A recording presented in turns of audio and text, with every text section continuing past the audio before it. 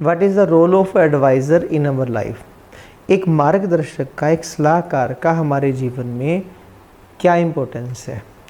देखो, सलाहकार आपके जीवन को आबाद भी कर सकता है, बर्बाद भी कर सकता है। आपने ध्यान दिया होगा, दुर्योधन में उसका सलाहकार उसका मामा शकुनी है और अर्जुन के सलाहकार श्री कृष्ण हैं, और परिणाम क्या है वो हम सबके सामने है। इसलिए इस बात पर हमेशा ध्यान दीजिएगा। सबसे पहले तो अपने आप पर विश्वास कीजिए।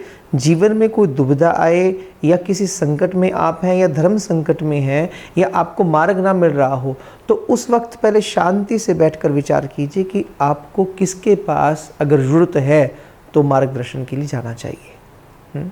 ये बहुत इम्पोर्टेंट पार्ट है। जिसके प्रति आपका विश्वास हो और जिसको आपके प्रति विश्वास हो, आपके प्रति प्रेम हो, ऐसा व्यक्ति जो जीवन में आपको खुशहाल देखना चाहता है, उसके पास आप चाहिए। जैसे एक बार क्या हुआ कि किसी गांव में एक बहुत गरीब ब्राह्मण था, बहुत गरीब, और इतनी गरीबी थी घर के अंदर कि कई बार एक वक्त का भी भोजन बहुत मुश्किल से नसीब हुआ करता था। जैसे तैसे करते करते जीवन चल रहा था और आयु बहुत बढ़ रही थी।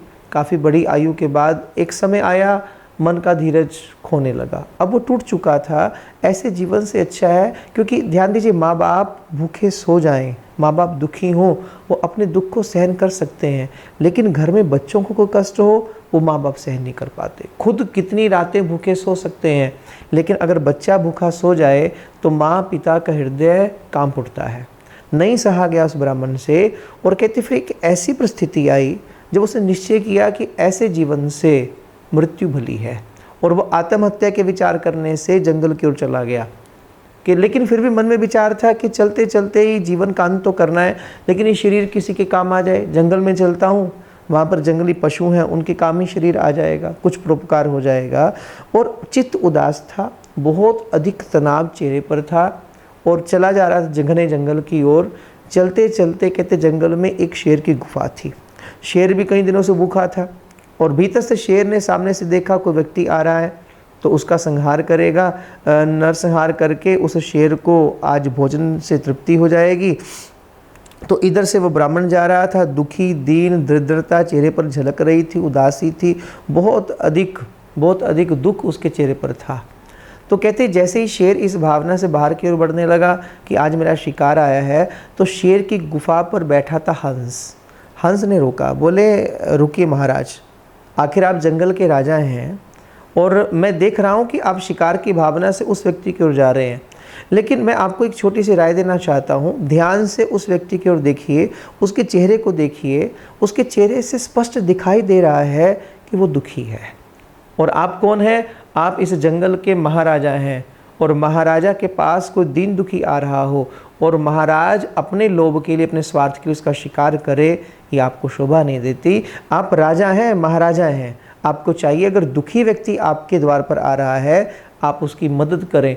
और हंस की सलाह ने शेर के मन को परिवर्तित किया। शेर को लगने लगा कि नहीं, दीन दुखी व्यक्ति है, मुझे मदद करनी चाहिए। तो कहते शेर की गुफा में कुछ खजाना था, उस शेर ने निकालकर ब्राह्मण को जाके दे दिया। आप देखो, एक केवल इंसान नहीं, एक पशु की प्रकृति भी अगर हो, सलाह देने वाला हो, तो उसके मन की प्रकृति में भी कितनी विनम्रता आ जाती है। परिवर्तन हो गया और ब्राह्मण तो प्रसन्न हुआ। इसी बात का तो दुख था, इतना कुछ लिया, धन संपत्ति मिल गई, कितने वर्ष ब्राह्मण के बड़े आराम से गुजरे, घर बार बन गया, अब कोई कमी नहीं थी, भोजन प्रसाद सब मिलने लगा, उचित व्यवस्था हो गई। लेकिन पुरुषार्थ नहीं किया ब्राह्मण ने, काम नहीं किया, कर्म नहीं किया। उसी धन के सहारे कितना समय चलेगा? आपके बैंक के अंदर पैसा हो, आप काम ना कर रहे हो, कहीं से इनकम सोर्स ना हो, तो पड़ा हुआ पैसा कितना समय चल सकता है? एक दिन आया और वो धन भी खत्म हो गया, फिर वही परिस्थिति आ गई, जो पहले थी वही स्थिति वापस आ गई। फिर ब्राह्मण की स्थिति वही दरिद्रता वाली, दुखी था। फिर मन में एक दिन वही बात आई और फिर ब्राह्मण चला उसी वन की ओर। लेकिन अब उम्मीद थी शायद वही शेर मिल जाए, फिर मुझे मदद मिल जाए, क्योंकि पिछली बार तो भरोसा नहीं था, पर अब की बार एक भरोसा लेकर चला था कि वो मिल जाएगा, फिर मदद कर देगा। और फिर उसी जंगल में, उसी गुफा के सामने, उसी शेर के पास ब्राह्मण गया। अवस्था ब्राह्मण की वही थी, ब्राह्मण भी वही था, स्थितियाँ भी वही थी, शेर भी वही था, लेकिन अब की बार शेर के द्वार पर सलाह देने वाला हंस नहीं था, बगुला बैठा था। शेर आज फिर मदद करने के लिए आगे बढ़ा, बगुले ने रोक दिया, बोले महाराज क्या कर रहे हैं आप? एक व्यक्ति सामने आया, वो आपका शिकार है, आप राजा हैं, आपको चाहिए शिकार कर लीजिए, और आप मदद करने जा रहे हैं। बस मन बदला, मन की प्रकृति बदली और शेर ने ब्राह्मण का शिकार कर लिया। आप देखो कितनी कितनी इंपॉर्टेंस है हमारे जीवन के अंदर एक सलाहकार की। इसलिए पहली बात मैं आपको स्पष्ट कहूँ, हर जने खने से जाकर सलाह मत लीजिए, हर किसी से मार्गदर्शन मत लीजिए। कुछ चीज़ें अपने मन से पूछिए, मन आपको उत्तर देगा, आपकी आत्मा आपको सही मार्ग देगी। भगवान आपको हर वक्त सलाह देने के लिए, आपका मार्गदर्शन करने के लिए तैयार रहते हैं। और आज की सबसे बड़ी दुविधा क्या है?